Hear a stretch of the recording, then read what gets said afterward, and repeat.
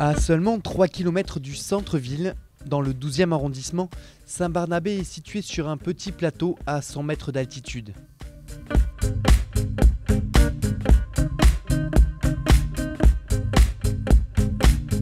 Au XVe siècle, dans ce quartier du nom de Fontpézac, Barnabé Capel, un riche notaire exerçant à Marseille, fait don d'un retable pour orner une chapelle.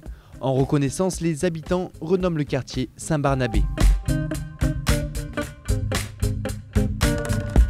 Autrefois petit village agricole, Saint-Barnabé voit ses propriétés rurales se morceler petit à petit pour laisser place à des villas modestes ou parfois ambitieuses, puis à des cités plus populaires.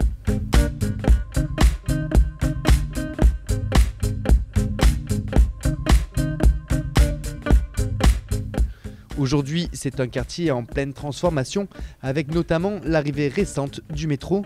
Mais plus qu'ailleurs à Marseille, le quartier Saint-Bar, comme on dit ici, a su garder son caractère propre, avec sa place, son église et ses commerces.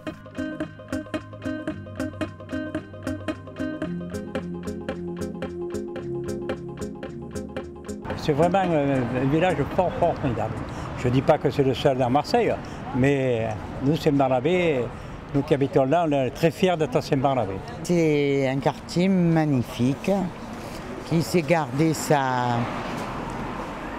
tout ce qu'on avait avant. Il n'y a pas de grands immeubles. Le paysage a conservé sa beauté. C'est un village très agréable, très accueillant. On y fait toutes nos courses. Ouais. On vit à Saint-Barnabé, on fait travailler les commerces de Saint-Barnabé. Là, avant, ici, c'était un cinéma.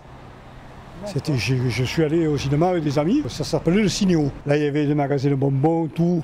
Ici aussi, il y a des charcutiers. Là, il y avait, je crois qu'un peu plus bas, il y avait une droguerie. Et maintenant, il n'y a plus. Voilà, quoi.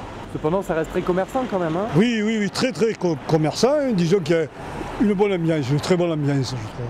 Ouais, non, mais il y a tout. Hein. C'est vrai qu'il y a tous les commerçants que vous voulez. Le marché le jeudi, s'il y est toujours. Non, il a été supprimé. Bon, il a été supprimé, alors paraît-il. Un mélange qui est de la population classique, quoi. Il y a pas que, c'est pas un quartier que de retraités, c'est un quartier ouvert un peu à tout le monde. C'est vrai, des bars, des tabacs, l'alimentation, il y a pour les vêtements, il y a un boulevard, là, c'est du tonnerre. On n'a pas besoin de descendre en ville. Nous, le métro, on ne se sert pas, on se sert que de Saint-Barnabé. Non loin du métro, sur la place Caire, Saint-Barnabé, comme tout village dans la ville, possède son église. Un édifice religieux d'envergure existe ici depuis 1666, mais en 1845, le conseil municipal fait construire une plus grande église. Ce lieu de culte de style néo-grec est complété d'un clocher à la fin du XIXe siècle. Des travaux qui ont duré près de 3 années et financés à cette époque à hauteur de 50 000 francs or par de riches mécènes. Ce sont les frères Caire qui ont en fait offert le terrain et qui ont financé une bonne part de l'édifice. C'est pour ça qu'on a en façade 3 statues. Alors il y a Barnabé, et puis Pierre et Jules, donc, qui étaient les noms de ses frères Caire. Cette église donc, du 19e, à l'extérieur, un clocher massif qui se voit quand on descend la rue Montaigne, qui est comme un phare pour le quartier. Ce clocher forme à lui seul la façade principale du bâtiment. Il surmonte un porche orné de colonnes et encadré de 2 tours poivrières. Rénové il y a peu, il surplombe le village. On voit toute la ville, la mer, Notre-Dame de la Garde, l'église des Réformés. Voilà, toute la ville se déploie sous nos yeux.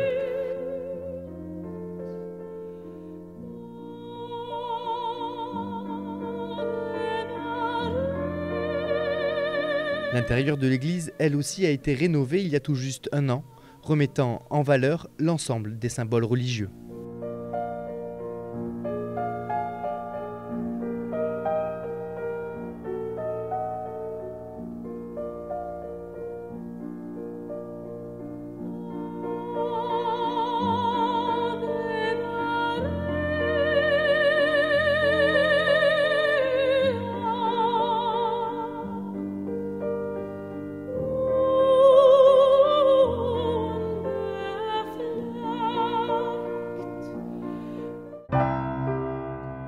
À la même époque que la rénovation de l'église en 1845, on observe la création de Notre-Dame de la Compassion. Une histoire ordinaire mais à la fois fantastique. Ici, depuis plus de 150 ans, rien ou presque n'a changé.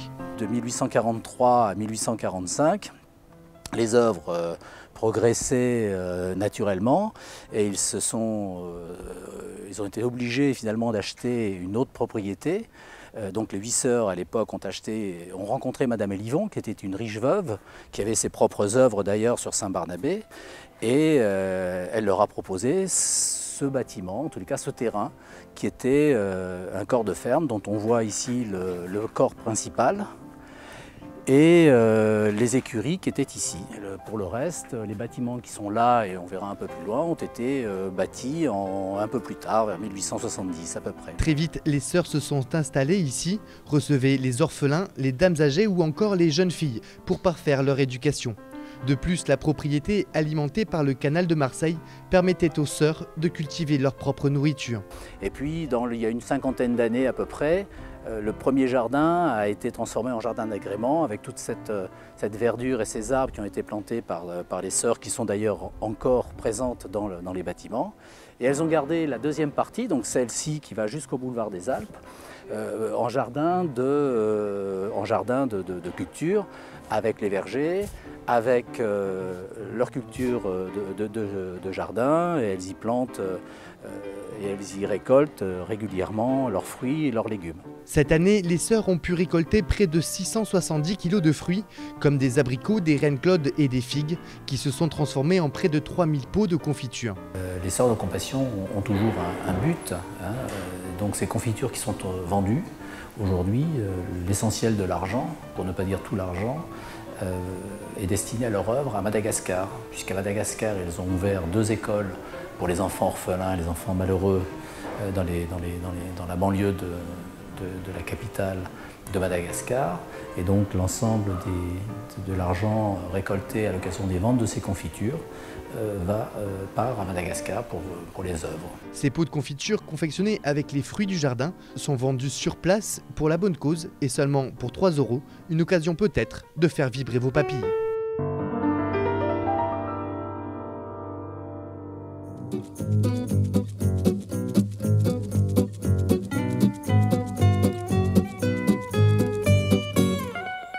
Il est le plus ancien pâtissier de Saint-Barnabé. Victorien Rabelino a grandi dans les laboratoires de sa pâtisserie et depuis 12 ans maintenant, il a repris l'affaire familiale implantée dans le quartier depuis 1973. Et ensuite, mon père a abordé autre chose parce qu'il était un pâtissier, on va dire, pur, pur de souche, pas tellement en boulangerie. Et donc, en 81, à l'époque, on a décidé d'arrêter de faire du pain.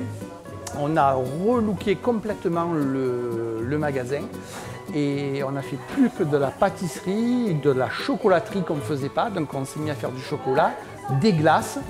Et donc à partir de là, on va dire que le démarrage de la pâtisserie un peu haut de gamme a démarré là.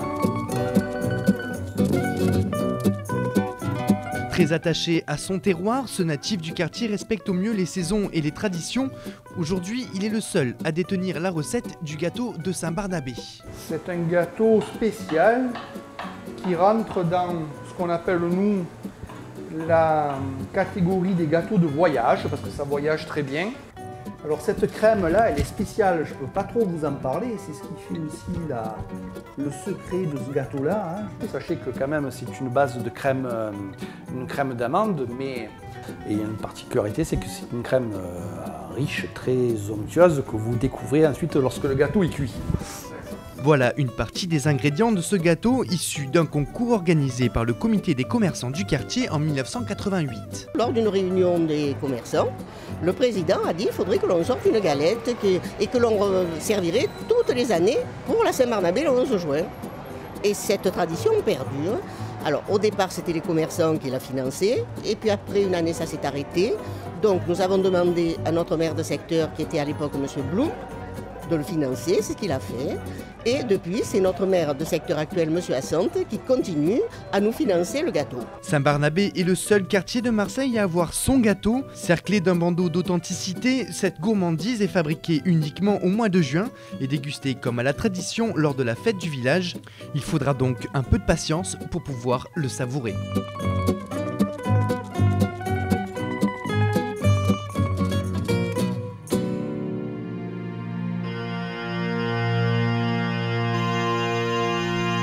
Rue du Docteur Cauvin, aux limites du quartier, cette maison accueille les futurs compagnons du devoir depuis bientôt 40 ans. On a récupéré les locaux en 1953. À la base, c'était un moulin qu'on a rénové et qu'on a agrandi également pour accueillir les jeunes au niveau de l'hébergement. Tout ça, ça a été fait de 1953 à 1965. Et donc depuis 1965, on accueille des jeunes en formation chez les compagnons à Marseille. D'utilité publique, depuis 1943, l'association ouvrière des Compagnons du Devoir et du Tour de France compte 130 points de passage à travers le monde. Et chaque année, des apprentis et des jeunes en perfectionnement font étape ici ou débutent dans ce centre de formation. Tous les jeunes sont en formation en alternance. Ensuite, on leur propose de valider un premier diplôme, un CAP dans le métier. Ensuite, d'évoluer vers d'autres diplômes de niveau 4, de niveau 3, et même pour certains métiers aujourd'hui, aller jusqu'à une licence professionnelle. Et ça dans les 27 métiers qu'on propose chez les compagnons, dans les métiers du bâtiment, de l'industrie, dans les métiers du cuir et dans les métiers de bouche. Un savoir-faire qui s'apprend par le biais du voyage. Tout au long de leur tour de France, les élèves gagnent de l'expérience. Mais compagnons, c'est avoir à cœur d'apprendre son métier, de le retransmettre également aux plus jeunes et de se perfectionner tout au long de sa vie finalement. Mais avant toute chose, c'est le métier, c'est la famille, c'est tout ça aussi, c'est un état d'esprit. Et depuis plus de 500 ans, le succès des compagnons tient à la volonté de confronter les générations, les compétences et les cultures.